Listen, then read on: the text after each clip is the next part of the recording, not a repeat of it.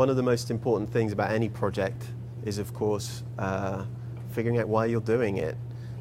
E-cards is always a curious one because attorneys actually pay attention to it in a way they don't pay attention to everything else.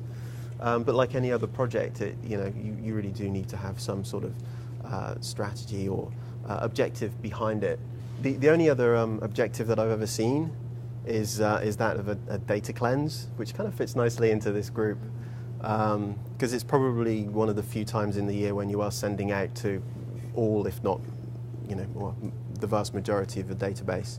And of course, if you're using systems that capture, bounce backs and allow opt-outs and things like that, it can be a nice way to do that if you do need that kind of slightly more business or business case behind it. There's another way of personalizing as well, which kind of is a hybrid between the central send and the more personalized send, which is doing a massive mail merge with personalized messages and things like that. We've done something similar in the past where, in the case of interaction, we've had people fill out additional fields in an e-card folder and then merge those additional fields into the e-card. So it kind of achieves that personalized message, gets around the problem that you identified, but at least people's names can appear on it. Right. You're right, though, it's got to come from one lawyer. There is a danger. If all of your attorneys are sending emails out in the same kind of week, 2 week period, but at the end of the day they're marketing emails, even though they're wishing happy holidays or whatever, multiple times to the same clients or the same companies, etc. If people end up opting out from for a start, you don't have the opt-out process if they're forwarding on directly from their inboxes. Secondly, if they're forwarding on from their inboxes, they're using Outlook or Lotus Notes or whatever, that always is going to throw in its own little piece of code that may look fine when they're sending it, but you don't know what that's necessarily going to do at the other end.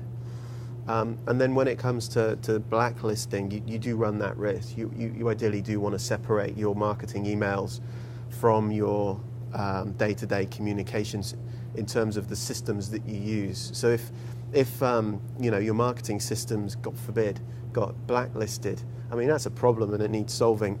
But your attorneys are still communicating with their clients just fine. The world doesn't grind to a halt.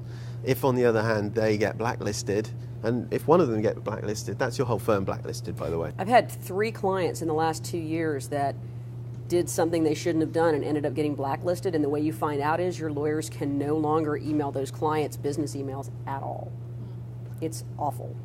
So that's why there's a lot, and it's getting worse. There's a lot of precautions to make sure that you use an outside service or set up a secondary domain for your marketing communications. So one of the things about the international rules are, as Chris alluded to, they are so much stricter than here in the US. So Canada's just going through it right now. Hong Kong has just been going through it. There's a list on our website that's about that big with countries that have kind of more of an opt-in process than an opt-out process that we have here. And the thing about a lot of these rules is that it doesn't matter that you're sitting in the US. If you're emailing people in Canada or in these other countries, you need to follow their rules. The biggest thing about a creative e-card is that no matter how good the creative is at the beginning, it can be made less creative once it goes through an approval process. All reference to Christmas obviously shouldn't be there, but down to things like snow may or should or shouldn't be in it, or like a tree, is that sending the wrong message? You got the most creative, awesome idea in the world, and creativity by its very nature is that it's different from what's been done in the past. So you can't have something that falls into line with what's been done in the past and be creative. It's got to be one or the other. You'll go through that. But the big thing is to get the sign-off before you start any animation. If you don't, then you're only going to have a real problem when the animation's done, because animation, unlike a single image, cannot be changed very easily. A single image, you just change the image. But, 1,000 frames of animation, there's 1,000 images right there that need changing, so it can be very problematic. So that's the big creative tip, is to start as early as you can and make sure you get sign off up to the highest level that you're going to need it before you start the animation process. Otherwise, you're going to get a bit of a headache later on. When the creative process is going on, a lot of the time the data is left, because you already have all your data stored in your CRM, right? So that tends to get left until the end. So my other big kind of thing that I always used to press like really, really hard was don't wait until the last minute to start organizing your data, because then again, you're going to have a big old panic.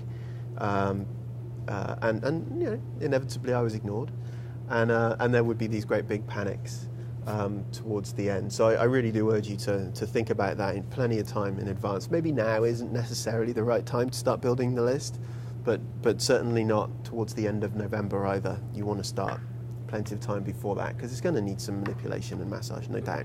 It's all about setting yourselves apart. I know law firms are like, you know, let's do exactly what everybody else is doing, because that's what everybody else is doing. But think about the opportunity to send a Thanksgiving card of how thankful we are that you're a client, or a New Year's card saying, you know, Happy New Year, and we look forward to the opportunity to work with you again together this year. Just, you know, differentiation.